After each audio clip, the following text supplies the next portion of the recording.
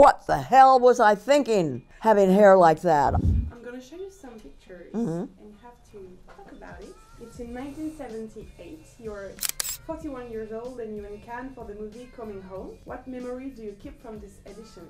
Right before I came, I worked out with a new teacher very hard. It took me 10 minutes to get into a car. I could hardly move. I remember that very well. That's all I remember. What is your most beautiful memory in Cannes? I thought that I was told that they were giving an honorary Palme d'Or to my father, and I was to make a speech. And so I wrote in French a whole speech about my father and how great this was that he was getting this. But it turned out it was I received the honorary Palme d'Or. So I felt pretty strange. That was weird. But it was a huge, big moment for me to win that, yeah.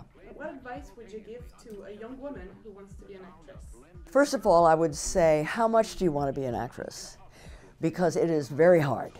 Millions of people want to be actors. Very, very few actually are able to support themselves through acting. It has to be a fire in your belly. You have to be passionate about it. This isn't just about doing a commercial.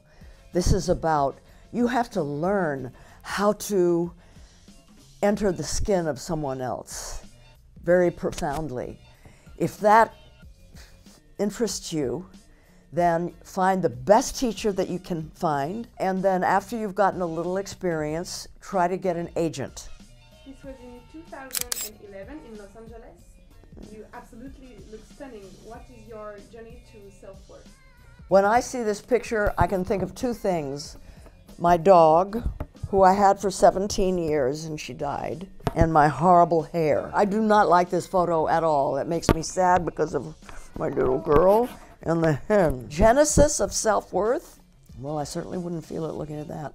Well, the real genesis is having a mother and a father that love you and that let you know that they love you. That's where it starts. Now, if you don't have that, then you have to work very hard to get self-worth. And that's my story. So what does the Lights on Women Worldwide mean to you? I'm very grateful to L'Oréal for doing it. It's important to encourage young women filmmakers. I think it's great. How does it feel to be reunited with your fellow global L'Oréal Paris? I like it very much, but they've all gone. My friends are not here. Well, Viola's here, but Andy left. I'm always happy to see them, but a lot of them are left already, so I'm sad. It was in La Fontaine-Richard. Oui, oui. Bien sûr. Oh, look at the dogs. What memories do you have of France and the life you had in France?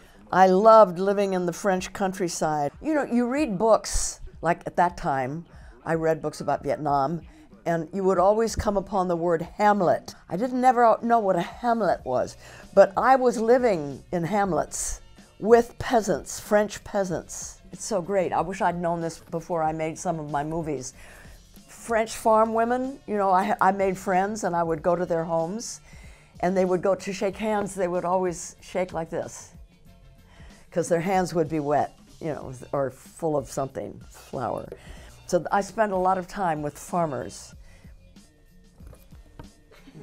It was during the Empire in 2014. I hate that dress. Why this evening is important for you? It wasn't. I was told to go. I did not enjoy it. Curing AIDS and being able to give people medicine that can keep them alive is absolutely critical. And AMFAR is very good about that. I respect AMFAR a lot. I don't especially like the evening. I see. Thank you, Jane. Yeah, It's thank perfect. you. Well, that was fun.